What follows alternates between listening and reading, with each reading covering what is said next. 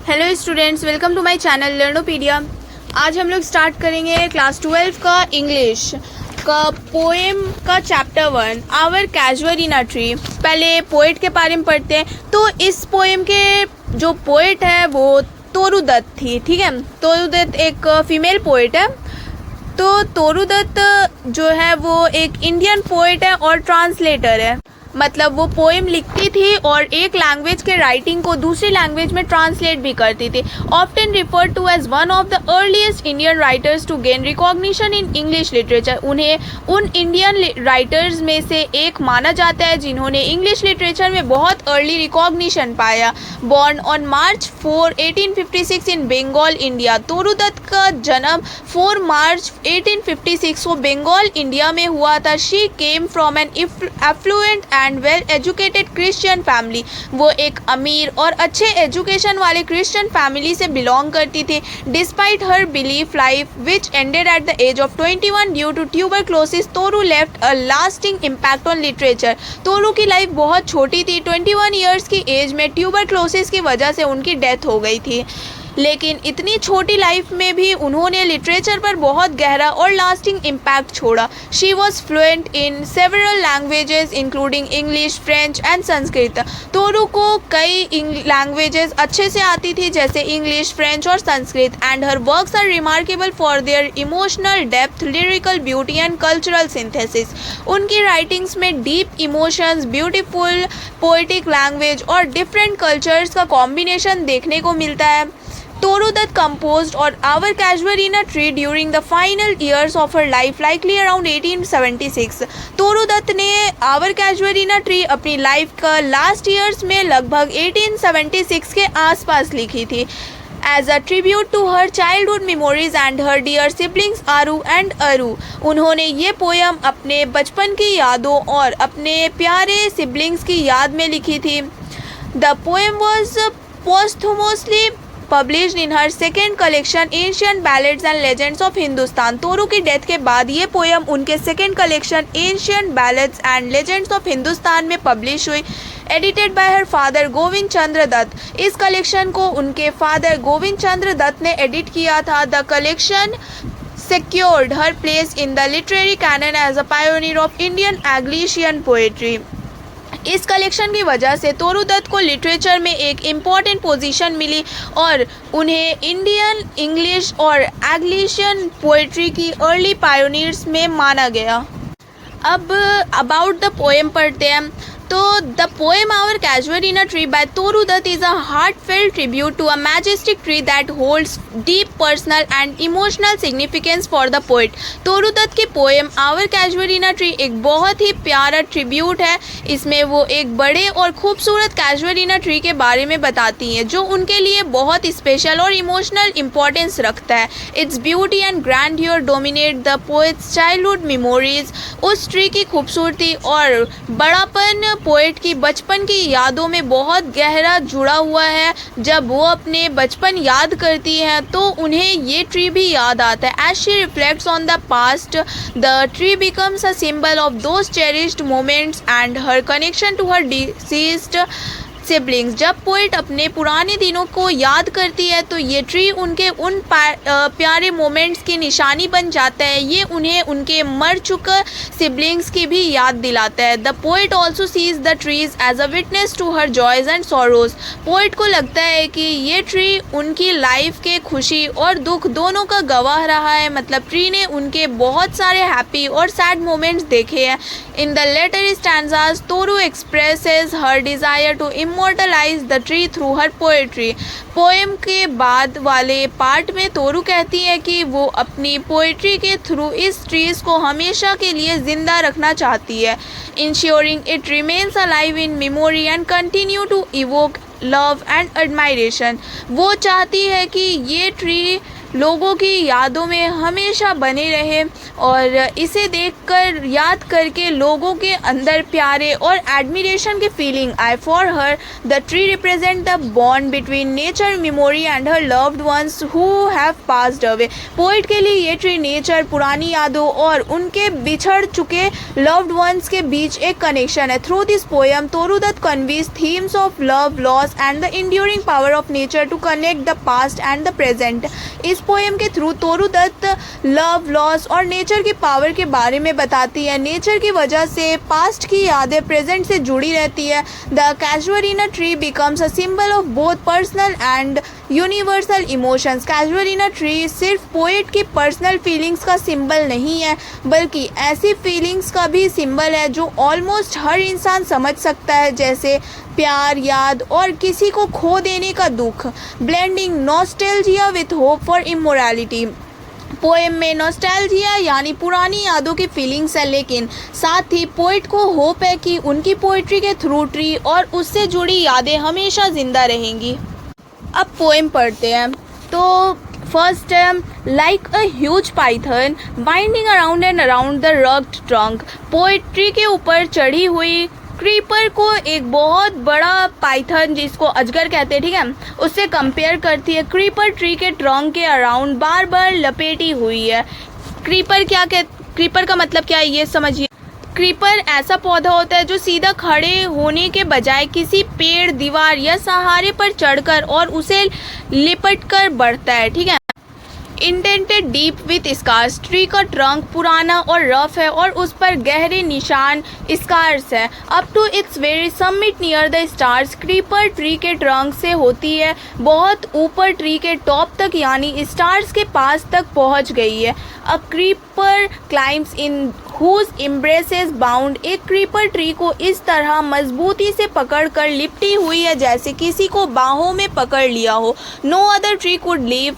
Creeper इतनी strongly tree से लिपटी हुई है कि पोएट को लगता है कि कोई दूसरे ट्री इस तरह के प्रेशर को सहन नहीं कर पाता। But gallantly the giant tree. लेकिन कैजुअरिना ट्री एक बहुत बड़ा और स्ट्रॉन्ग ट्री की तरह इस कीपर का वेट ईजिली सह लेता है। Waves the scarf. Creeper tree के अराउंड ऐसी फैली हुई है जैसे ट्री ने ग्रीन स्कार्फ पहन रखा हो। And flowers are hung in crimson clusters all the bough among. Creeper पर ब्राइट रेड क्रिम्सन फ्लावर्स के बंचेस लगे हुए हैं जो ट्री की ब्रांचेस के बीच बहुत ब्यूटीफुल लगते हैं। There on all are gathered bird and bee. Tree पर बहुत सारे बर्ड्स और बीज आकर बैठते हैं। बर्ड्स वहाँ रहते हैं, गाते हैं और बीज फ्लावर के पास आती है।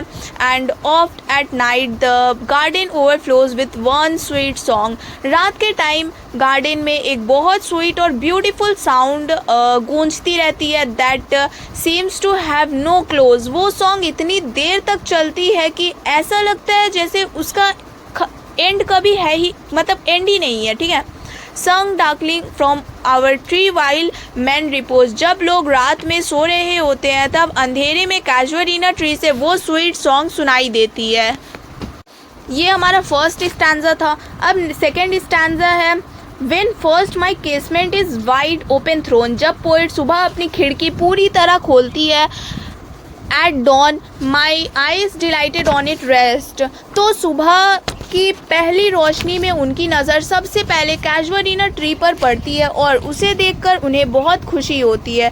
Sometime in most in winter on it's crest. खास तौर पर सर्दियों की सुबह ट्री के टॉप पर। A grey baboon sits statue like alone. एक ग्रे बबून मतलब बंदर, ठीक है, ग्रे कलर का बंदर बिल्कुल स्टैचू की तरह शांत होकर अकेला बैठा होता है। Watching the sunrise. वो बंदर सूरज को उगते हुए देख रहा होता है। While on lower boughs his puny offspring leap about and play. और उस बंदर के छोटे बच्चे ट्री की नीचे वाली ब्रांचेस पर उछलते कूदते और खेलते रहते हैं। And far and near kokilas hail the day. दूर दूर तक कोकिलाज कोयल जिसको कहते हैं, ठीक है, अपनी आवाज़ से सुबह का वेलकम करती है। And to their pastures wend our sleepy cows. हमारी नींद में सुस्त गाय धीरे धीरे अपनी चरने की जगह पास्चर की तरफ जाती है। And in the shadow on the broad tank cast, casuarina tree की बड़ी सी शैडो पास के एक बड़े तालाब के पानी पर पड़ती है। बाय दैट होरी tree so beautiful and vast, ये बहुत पुराना, ब्यूटीफुल और बड़ा कैजुअरिना ट्री है जिसके शैडो तालाब पर पड़ रही है। The water lilies spring like snow in mass, तालाब में बहुत सारे वाइट वाटर लिलीज खिले हुए हैं जो दूर से बर्फ के बड़े बड़े ग्रुप्स जैसे दिखते हैं। ये स्टैंजा 2 है। अब थर्ड स्टैंजा में आते हैं। But not because of its magnificence dear is the casuarina to my soul, poet के लिए कैजुअरिना ट्री सिर्फ इसीलिए स्पेशल नहीं है क्योंकि वो बहुत बड़ा और ब्यूटीफुल है, ये ट्री उनके दिल के बहुत करीब है। Beneath it we have played through years made my roll, ठीक है। पोइट अपनी प्यारे सिबलिंग्स के साथ इस ट्री के नीचे बचपन में बहुत सालों तक खेली थी। O sweet companions loved with love intense, poet अपने प्यारे कॉम्पेनियंस या सिबलिंग्स को बहुत गहराई से और दिल से प्यार करती थी। For years shall the tree be ever dear, इसीलिए ये कैजुअरिना ट्री पोइट को हमेशा सालों तक बहुत डियर और स्पेशल रहेगा। Blend with your images it shall arise in memory, जब भी पोइट अपनी सिबलिंग्स को याद करेंगी कैजुअरिना ट्री की इमेज भी उनकी मेमोरी में साथ साथ आ जाएगी। Till the hot tears blind my eyes, उन प्यारी यादों को याद करके पोइट इतनी इमोशनल हो जाती हैं कि उनकी आंखों में आंसू आ जाते। What is that there like more more more that I hear, poetry से आने वाली एक सैड और लो साउंड सुनती है। वो सोचती है कि ये कैसी उदासी आवाज़ है, ठीक है, उदास वाली आवाज़ है। Like the sea breaking on a shingle beach, ये आवाज़ उन्हें समुंदर के लहरों के किनारों से टकराने की आवाज़ जैसी लगती है। It is the trees lament and the Airy speech, poet imagination में कहती है कि ट्री का दुख है जो हवा के थ्रू आवाज़ के रूप में आ रहा है। That happily to the unknown land में रीच, पोइट चाहती है कि ट्री की ये आवाज़ अननोन लैंड यानी उस दुनिया तक पहुंच सके जहां उनके बिछड़ चुके लव्ड वंस हैं यानी उनके सिबलिंग्स हैं। ये आपका थर्ड स्टैंजा है। अब फोर्थ स्टैंजा पढ़ते हैं। Unknown yet well known to the eye of faith, वो जगह पोइट के लिए अननोन है लेकिन उन्हें विश्वास के कारण ऐसा लगता है कि वो जगह जानी पहचानी है। I have heard that well for far far away in distant land, poet कहती है कि उसने कैजुअरिना ट्री की सैड सी आवाज़ को अपनी इमेजिनेशन में बहुत दूर तक सुना। In distant land by many a sheltered bay, poet imagine करती है कि बहुत दूर किसी कंट्री में समुंदर के पास कई पीसफुल और प्रोटेक्टेड बेज हैं। When slumbered in his cave the water Wraith, रात में वाटर रेथ यानी पानी से जुड़ी एक इमेजिनरी स्पिरिट अपनी केव में सो रही है। एंड द वेव्स जेंटली किस द क्लासिक शोर, समुंदर की वेव्स बहुत जेंटली शोर को टच कर रही है जैसे शोर को किस कर रही हो। ऑरिटली बीनीथ द मून, ये सब सीन मूनलाइट के नीचे रात में हो रहा है। व्हेन अर्थ ले ट्रांस्ड इन अ ड्रीमलेस स्वून, पूरी अर्थ एकदम शांत और गहरी नींद में है, हर तरफ साइलेंस है। And every time the music roll, जब भी कैजुअरिना ट्री की मेलोडी या साउंड हवा में, जो मेलोडी साउंड है वो हवा में गूंजती है। Before my inner vision rose a form sublime, तो पोइट की इमेजिनेशन में एक बहुत ब्यूटीफुल और ग्रैंड इमेज सामने आ जाती है। अब स्टैंजा 5 है तो स्टैंजा 5 भी पढ़ते हैं। स्टैंजा 5 इस चैप्टर की लास्ट स्टैंजा है।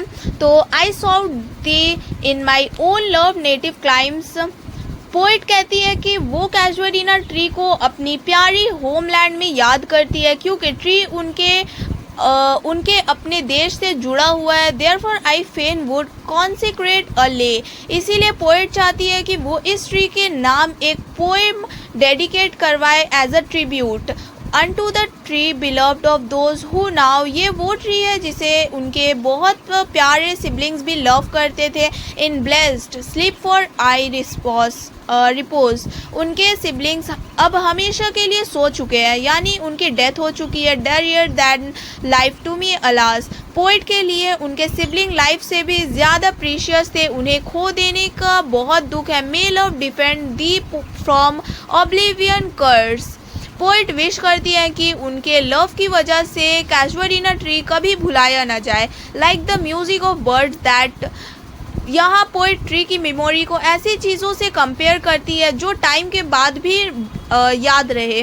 When my days are done, poet कहती है कि जब एक दिन उनकी लाइफ भी ख़त्म हो जाएगी विथ डेथलेस ट्री, तब भी वो चाहती है कि कैजुअलिना ट्री उनकी पोइट्री में हमेशा ज़िंदा रहे। लाइक दोज इन बोरोडेल, वो बोरोडेल की फेमस ओल्ड ट्री का एग्जाम्पल देती है जो पोइट्री की वजह से फेमस और रिमेंबर्ड रहे। Under whose awful branches linger, उन बड़े ट्रीज की ब्रांचेस के नीचे सीरियस और मिस्टीरियस फील होती है। Pale, fear, trembling, hope and death, वहाँ फियर, होप और डेथ जैसे स्ट्रॉन्ग इमोशंस का फीलिंग होता है। The skeleton and time the shadow, skeleton death का सिंबल है और टाइम शैडो की तरह है जो सब कुछ धीरे धीरे ख़त्म कर देता है। And through weak the verses that would the beauty fain oh fain rehearse, poet कहती है कि उनकी पोइट्री शायद ट्री की ब्यूटी और उससे जुड़े पेन को कम्प्लीटली एक्सप्लेन नहीं कर पाए, फिर भी वो ट्राई कर रही है। यहाँ से आप लोगों का आवर कैजुअलिना ट्री कंप्लीट होता है। इस चैप्टर से किसी भी MCQs वगैरह की आप लोगों को अगर ज़रूरत हो तो आप लोग मेरा टेलीग्राम चैनल, इस चैनल के डिस्क्रिप्शन से आप लोग ज्वाइन कर लें। वहाँ पे आप लोगों को इस चैप्टर की या किसी और चैप्टर की भी आप लोगों को MCQs वगैरह मिल सकते हैं। अगर वीडियो हेल्पफुल लगी हो तो इसे लाइक शेयर सब्सक्राइब करें। मिलते हैं नेक्स्ट पार्ट में, तब तक के लिए बाय बाय।